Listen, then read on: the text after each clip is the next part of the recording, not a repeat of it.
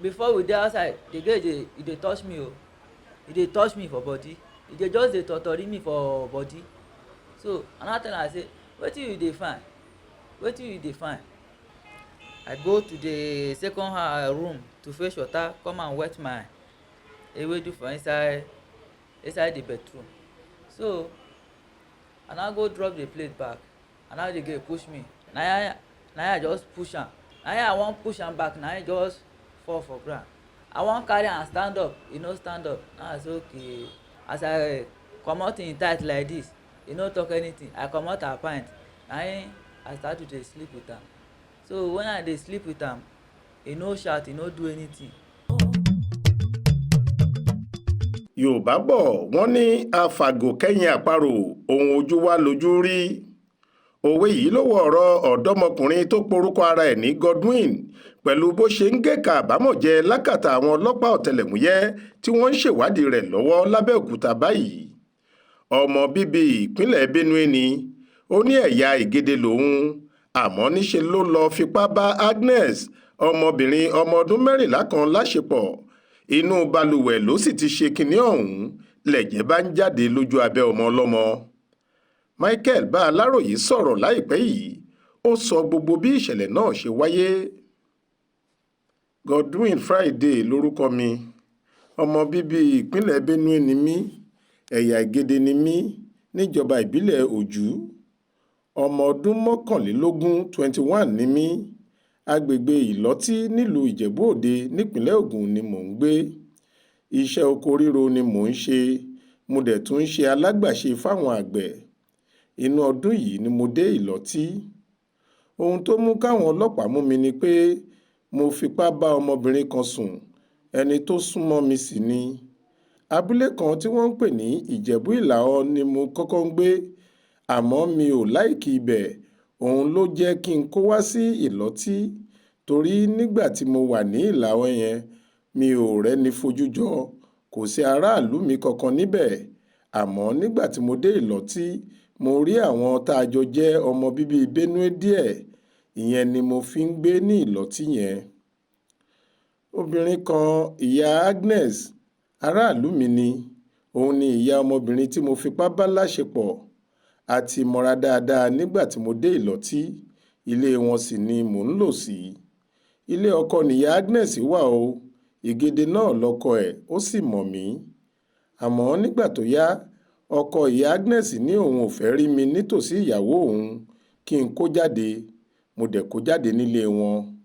Mi ò mọ̀dí tó fi ní kí n kẹ́rù mi lọ́sàn-án kan òru kan o. Àmọ́ ó dàbí pé ọkùnrin yẹn àti ìyàwó ẹ̀ ń jà.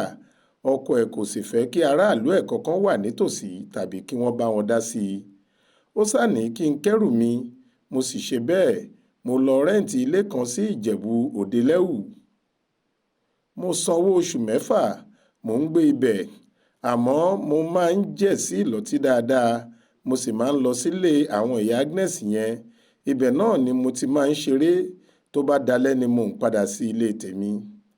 Nígbà tó yá, lílọ bíbọ̀ yẹn fẹ́ sú mi, torí ìrìn yẹn nọsẹ̀ lójoojúmọ́. Àmọ́ nígbà tí mi ò ríbi ṣeré lọ, torí ẹ̀ mo pinnu láti kúkú dúró ní Ìlọ́tí.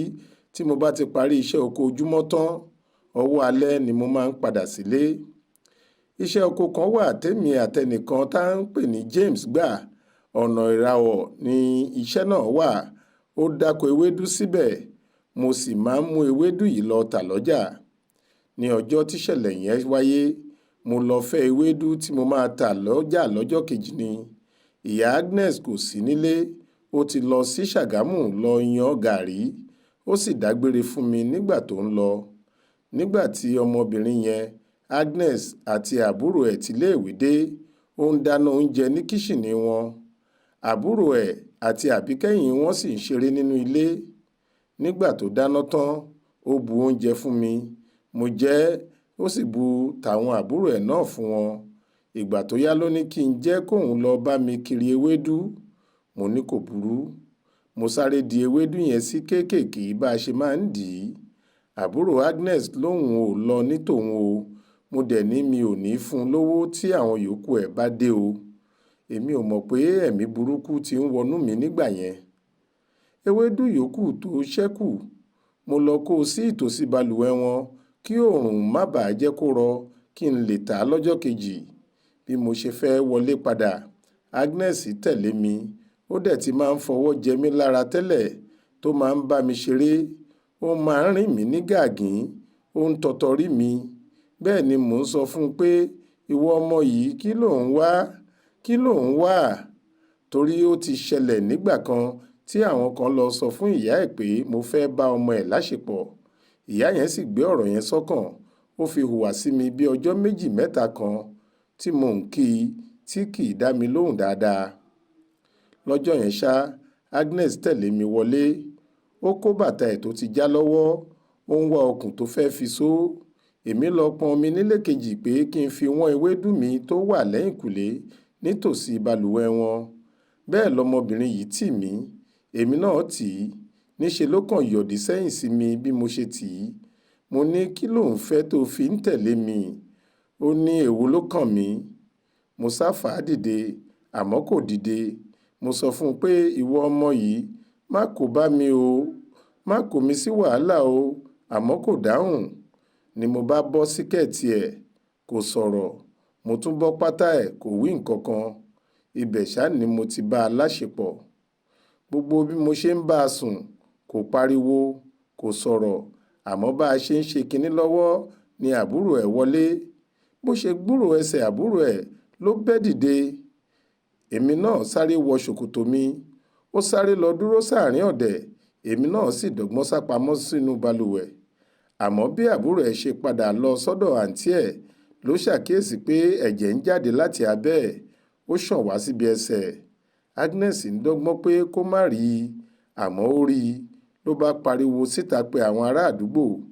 Ibẹ̀ lèrò ti pélé wa lórí. Wọ́n wọ́ mi lọ ọ̀dọ̀ baálẹ̀. Ibẹ̀ sì ni wọ́n ti lọ fọlọ́pàá mú mi nígbà tí bàbá ọmọ yẹn dé. Àwọn ọlọ́pàá tẹ̀sán Ìgbẹ̀bà ni wọ́n mú mi. Ọjọ́ 4 ni mo lò níbẹ̀ kí wọ́n tó wọ̀n mí sọ́kọ̀ wá sí eléwé ẹran. Ẹ̀jẹ̀ tó jáde nídìí ọmọ yẹn, ó dàbí pé ó ń ṣe menstruation lọ́wọ́ ni. Ó ń ṣe nǹkan oṣù lásìkò tí mo fipá bá a sùn. Ẹ̀ẹ̀kan ṣoṣo péré náà ni mo bá a láṣepọ̀. Àwọn òbí ẹ̀ ti wá wò mí ní tẹ̀sán. Níṣe ni wọ́n ń ṣépè fún mi. Wọ́n bínú sí mi. Mo kábàámọ̀ ohun tí mo ṣe yìí o. Mo kábàámọ̀ gidi ni. Torí mi ò ṣe irú nǹkan báyìí rí láyé mi. Lóòótọ́ mo ti bá obìnrin sùn rí o. Àmọ́ ìgbà àkọ́kọ́ tí mo ṣe, obìnrin yẹn gan ló réèpù mi. Òun ló fipá mú mi ṣe. Láti ìkókó ni màmá mi ti gbé mi kúrò lọ́dọ̀ bàbá mi tí wọ́n kọra wọn sílẹ̀. Mi ò mọ ibi tí bàbá mi wà láti ìgbà náà. Àmọ́ ìyá mi wà ní Benue lábúlé wa. Mi ò mọ̀ bóyá ó ti gbọ́ ohun tó ṣẹlẹ̀ sí mi yìí o. Ẹ̀bẹ̀ mi síjọba ni pé kí wọ́n ṣàánú mi. Mi ò ní ṣerú ẹ̀ mọ́, kí wọ́n foríjì mí. Mo kábàámọ̀ o. Faith Adébọ́lá ló ń jábọ̀ ìròyìn fún iléeṣẹ́ tẹlifíṣàn Aláròye Online TV.